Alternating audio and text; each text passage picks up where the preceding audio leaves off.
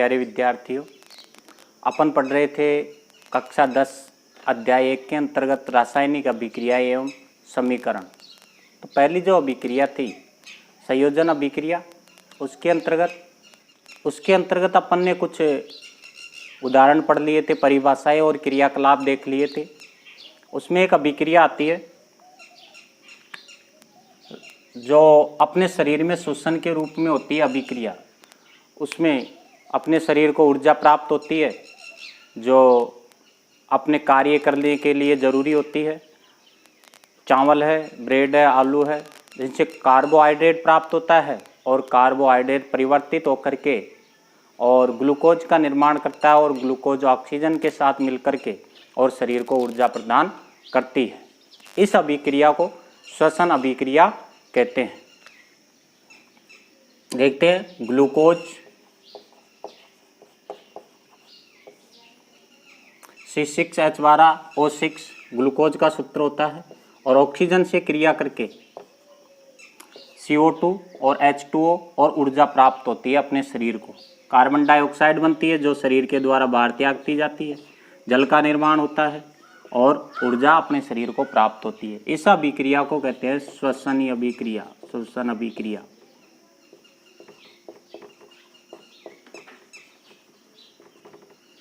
और यह अभिक्रिया ऊष्माक्षेपी अभिक्रिया भी कहलाती है क्योंकि इसमें ऊष्मा बाहर निकलती है। ऊष्माक्षेपी अभिक्रिया भी इसे कहते हैं।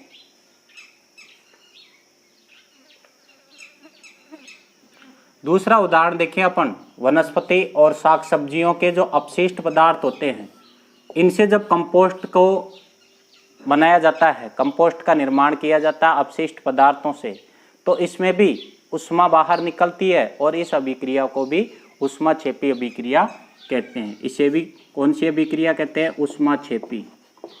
इसमें भी ऊष्मा बाहर निकलती है तो इसे भी ऊष्माक्षेपी अभिक्रिया कहते हैं। अगली आती है वियोजन या अपघटन अभिक्रिया। परिभाषा देख लेते हैं कि ऐसी रासायनिक अभिक्रियाएं जिनमें ऊर्जा पाकर के जटिल अणु अपने सरल अणुओं में टूट जाता है।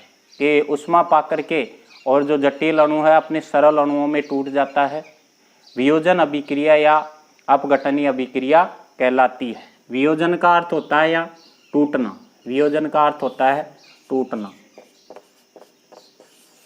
वियोजन का अर्थ होता है टूटना। एक परख नली में फेरस सल्फेट लेते हैं,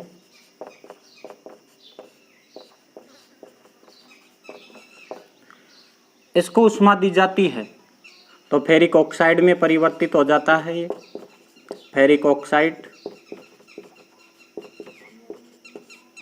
सल्फर डाइऑक्साइड गैस और सल्फर ट्राइऑक्साइड गैस बाहर निकल जाती है। तो ये एकल अभिकर्मक टूट करके और छोटे उत्पादों में बट जाता है। इस तरीके की जो अभिक्रिया होती है वो वियोजन अभिक्रियाएं कहलाती है।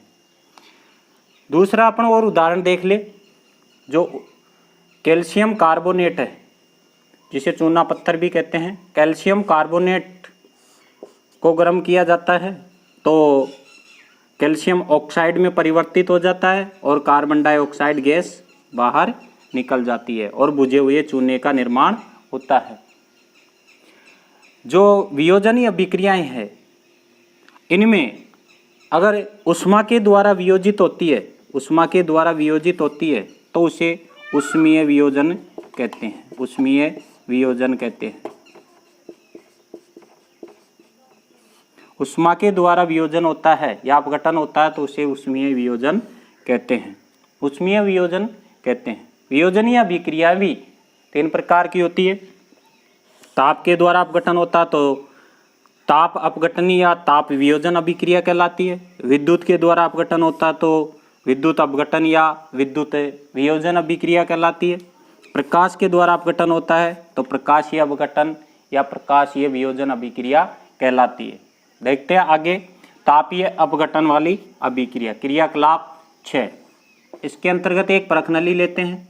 इस परख नली में लेड नाइट्रेट लेते हैं थोड़ा सा और उसको गर्म करते हैं। तो गर्म करते हैं तो नाइट्रोजन ऑक्साइड की सफ़ेद जो धुआं है वो निकलता है जलने पर। तो इसकी जो अभिक्रिया होती है उसको देख लेते हैं अपन। लेड नाइट्रेट PbNO3 ट्वाइस गर्म किया जाता है तो लेड ऑक्साइड में, और नाइट्रोजन डाइऑक्साइड और ऑक्सीजन गैस में परिवर्तित हो जाती है। तो यह नाइट्रोजन डाइऑक्साइड गैस बनती है और ऑक्सीजन गैस बनती है। तो जो एक अणु है दो उत्पादों में, दो से अधिक उत्पादों में टूट जाता है यहाँ पर, तो ये तापन के द्वारा टूटती है, तो तापन वियोजन या ताप अपघटन अभिक्रिया कहलाती है। दूसरा देखते हैं विद्युत अपघटन या विद्युत वियोजन अभिक्रिया। अगला देखते हैं क्रियाकलाप 7। इसमें एक प्लास्टिक का मग लेते हैं, इसमें 2 परखनली लगा देते हैं इसके नीचे छेद करके, और परखनली में ग्रेफाइट के रोड लगा देते हैं और इसमें जल भर देते हैं। एक को एनोड और एक को कैथोड बना देते हैं और इसको एक बैटरी से जोड़ देते हैं। विद्युत धारा प्रवाहित की जाती है, तो एक पर तो ऑक्सीजन गैस बनती है एनोड पर तो, और दूसरी पर हाइड्रोजन गैस बनती है।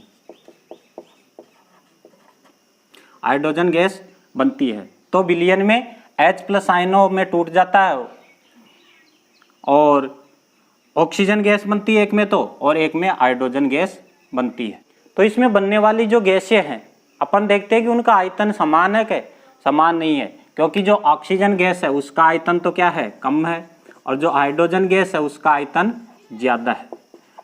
तो इनका परीक्षण करने के लिए अगर जलती हुई मोमबत्ती इसके पास ले जाते हैं ऑक्सीजन के पास, तो वो तेजी से जलती है, और हाइड्रोजन गैस के पास जलती हुई मोमबत्ती ले जाते हैं तो फट की आवाज़ के साथ जलती है। तो इसमें एक पर ऑक्सीजन गैस बनती है और दूसरी पर हाइड्रोजन गैस बनती है।